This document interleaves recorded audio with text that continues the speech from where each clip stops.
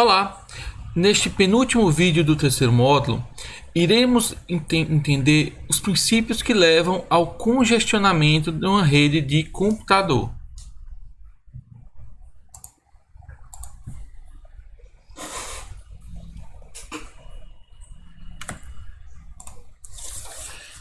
Em linhas gerais, o congestionamento em uma rede de computador ele ocorre quando a rede precisa atender a uma demanda maior do que a sua capacidade.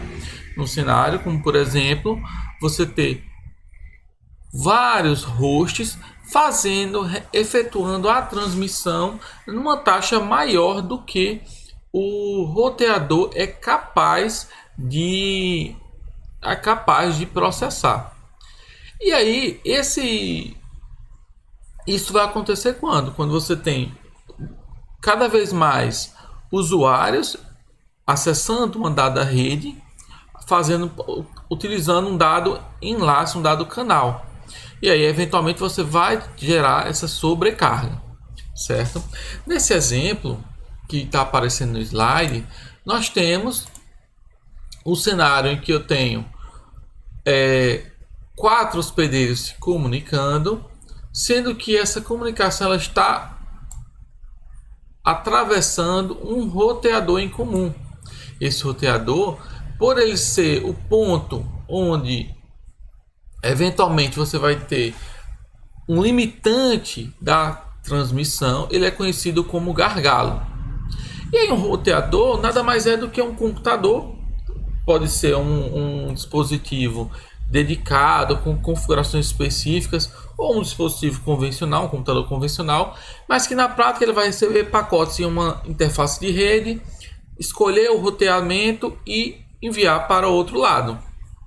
Eventualmente, como a gente já discutiu anteriormente, o roteador ele vai ter uma fila de processamento, onde nessa fila vai justamente armazenar os pacotes a serem transmitidos.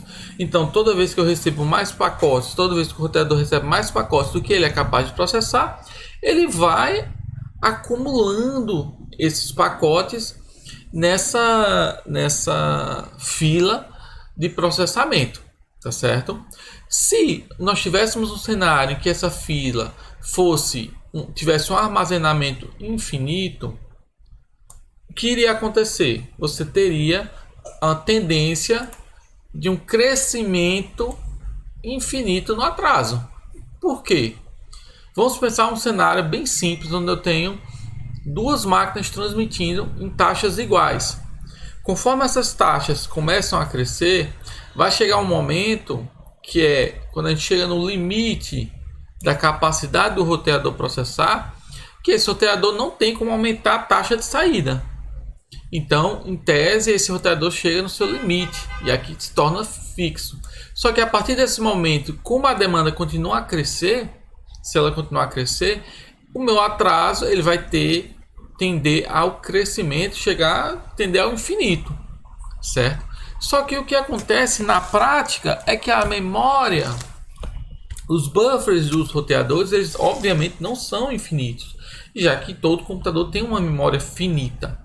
E por não ser infinito, quando esses roteadores tem a sua memória chegando ao limite, vai acontecer algum tipo de descarte de pacote, que pode ocorrer de várias formas.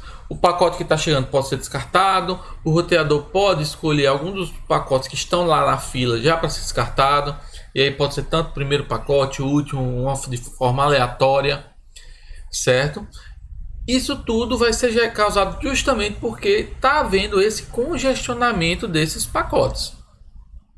E aí é muito importante que os nós finais eles sejam capazes de perceber esse congestionamento, que pode eventualmente aumentar o atraso, como eu mostrei aqui, e no pior dos casos gerar o descarte de pacotes.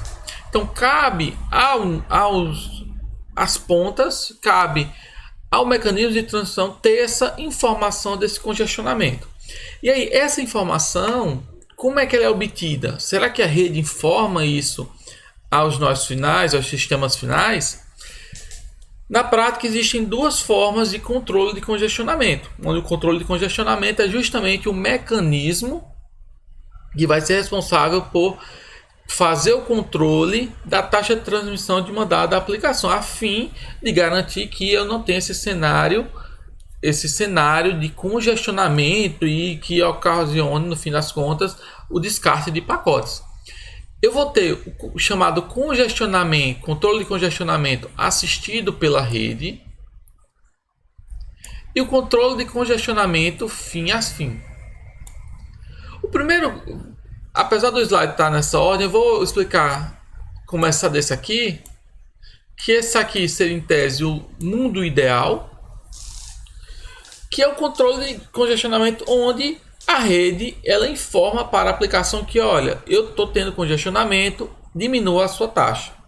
Isso é o mundo ideal, porque a aplicação ela vai ter a informação exata que está havendo um dado congestionamento na rede, tá certo? Para que isso possa acontecer, a rede ela tem que ter algum mecanismo, tem que ter mecanismos de monitoramento, de modo que ela possa sinalizar aos sistemas finais que está havendo congestionamento. Algumas redes, em especial uma que chama bastante atenção, a rede chamada rede ATM, que ela faz esse tipo de controle, ou seja, ela eventualmente ela faz o controle do que está sendo transmitido, e quando você chega no momento em que a rede ela está próximo do congestionamento, ela avisa aos nossos finais. Entretanto, na internet isso não existe. A internet, o núcleo da rede, ele não faz nenhum tipo de aviso, não informa que está tendo congestionamento, não informa que os buffers estão eventualmente ficando cheios. A internet isso não acontece. Então, na prática, na internet, o controle que é empregado é chamado controle de congestionamento fim a fim. Onde o controle de congestionamento fim a fim é basicamente o controle de congestionamento que tudo é realizado apenas nas pontas, ou seja, os sistemas finais, de modo indireto, são capazes de inferir que está havendo congestionamento. Então, como por exemplo, uma razão dessa forma de inferir é, por exemplo, o envio de pacotes.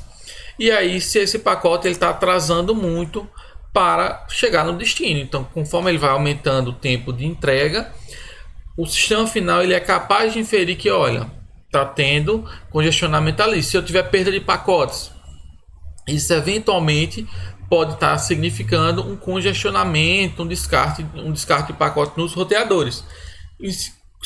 Tendo como consequência o que? Olha, se eu sei que está congestionando, eu diminuo minha taxa de transmissão para que eventualmente esse controle ele possa fazer com que a rede fique mais harmoniosa.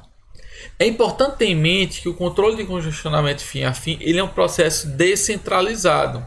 Então ele se baseia que todo mundo também está fazendo um controle de congestionamento. Então vamos pensar um cenário em que você tem um nó que ele não faz controle de congestionamento, ele é algo como egoísta. E aí todo mundo está tendo congestionamento na rede, todo mundo eventualmente diminui suas taxas de transmissão para você ficar algo mais estável a rede. Se esse usuário que ele é egoísta, ele não diminuir, esse sistema final não diminuir, ele vai eventualmente continuar a utilizar o recurso da rede.